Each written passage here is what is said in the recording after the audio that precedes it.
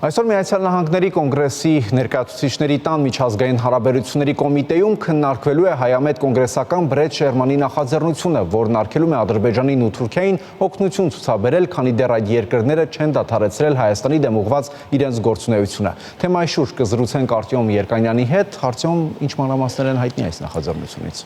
Բրեդ Շերմանի նախաձեռնած այդ օրենսդրական ուղումը ընդունվելու դեպքում կարգելափակի Ադրբեջանին եւ Թուրքիային հատկացվող ցանկացած օգնությունը միջազգային ֆինանսական զարգացման կորպորացիայի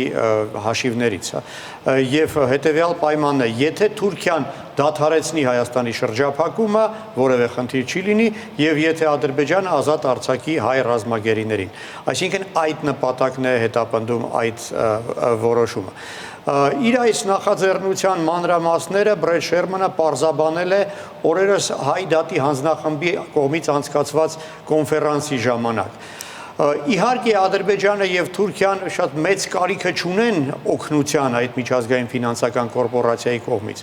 Ադրբեջանի ռազմական բյուջեն գալիք տարի 5 միլիարդ դոլարից ավելին է լինելու, բայց ամեն դեպքում, եթե այդ որոշումը ընդունվի, դա կարևոր խորհրդանշական նշանակություն է ունենալու եւ վկայելու է այն մասին, որ Ադրբեջանը եւ Թուրքիան այն պետություններն են, որոնք արժանի են պատժամիջոցների, այլ ոչ թե խրախուսման։ Բրեդ Շերմանը եւս մի օրենսդրական փոփոխություն է նախաձեռնել, որի նպատակն է ընդունման դեպքում այն կարգելի նախագահին օգտվել այն լիազորությունից, որը ունեցել են մինչ այդ ԱՄՆ մյուս նախագահները, երբ կարողացել են 1 տարով դադարեցնել այդ հայտնի 907 ուղման գործողությունը, որը ըստ էության Ադրբեջանի դեմ պատժամիջոց էր կիրառում։ Այդ եւ որոշ այլ հայամետ նախաձեռնություններ կքննարկվեն այսօր ներկայացուցիչների պալատի միջազգային հարաբերությունների կոմիտեի նիստում։ Մենք հավանաբար գիշերը կիմանանք այդ քննարկումների եւ միգուցե նույնիսկ քվեարկությունների արդյունքների մասին։ Հիշեցնեմ, Բրեդ Շերմանը ԱՄՆ-ի ներկայացուցիչների պալատում հայկական լոբբիի ամենահետևողական գործընկերներից մեկն է, հայկական խմբի փոխնախագահն է, այդ պաշտոնը զբաղեցրել այն բանից հետո, երբ Ադամ Շիֆը պալատից տեղափոխվեց Սենատ եւ վերջին ամիսների եւ տարիների ընթացքում իսկապես հետևողական է Արցախահայերի եւ Հայաստանի իրավունքները պաշտպանելու հարցում եւ վերջին այս նախաձեռնությունը դրա վառ վկայությունն է։ Արտյոմ, իսկ որքանով է հավանական, որ այս նախաձեռնությունը կընդունվի եւ ինչպիսի վերաբերմունք ունի այս նախաձեռնության հանդեպ Միացյալ Նահանգների վարչակազմը։ Դե ընդունման հավանականությունը իհարկե մեծ չէ, հաշվի առնելով այն, որ եւ պալատում եւ պալատի կոմիտեում հանրապետականները մեծամասնություն ունեն, իսկ Շերմանը եւ հայկական լոբբիստների մեծ մասը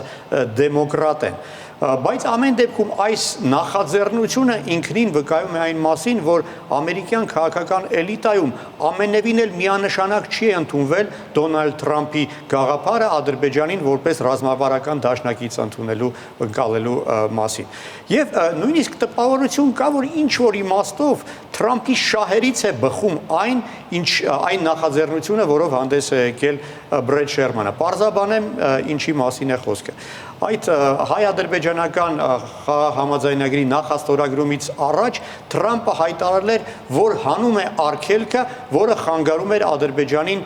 ռազմական օգնություն ցուցաբերել։ Իլհամ Ալիևը դա որպես մեծագույն ձեռքբերում էր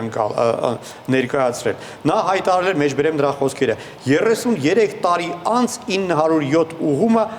այլևս գոյություն չունի, դա պատմական իրադարձություն է, դա իհարկե սուտ է, այդ 907 ուղումը, որը արգելում էր ամերիկյան վարչակազմին օգնություն ցուցաբերել Ադրբեջանին, ընդամենը 1 տարով դադարեցնելու իրավունք է ունեցել նախագահը, եւ բոլոր նախագահները սովորաբար դեկտեմբերին ստորագրում էին այդ սահմանափակումը 1 տարվա ընթացքում չկիրառելու մասին որոշումը, եւ միայն անցած տարի Ջո Բայդենը չստորագրեց այդ որոշումը եւ այն ինչ արեց Սպիտակ տանը Դոնալդ Թրամփը ընդամենը վերականգնեց այնինչ եղել էր Բայդենից առաջ։ Այսինքն 1 տարով դադարեցված է այդ սահմանափակման գործողությունները, այլ ոչ թե վերացված է, ինչպես ներկայացնում էր Իլհամ Ալիևը։ Ինչն է հետաքրքիր, Դոնալդ Թրամփը կարող էր դիմել կոնգրես նախաձեռնելով ընդհանրապես այդ ուղման,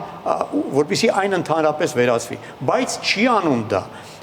ունենալով մեծամասնություն երկու պալատներում էլ որևէ խնդիր չէ ունենա։ Այսինքն նա շահագրգռված է, որպեսզի Ալիևի գլխի վերևում այդ Դոմոկլյան սրի պես այդ 907 ուղումը այնուամենայնիվ կախված մնա եւ անհրաժեշտության դեպքում հնարավոր լինի այն կրկին վերադարձնել։ Եվ այս ստեղծված պայմաններում Բրեդ Շերմանի ահա այսպիսի նախաձեռնությունները կարծում եմ Թրամփին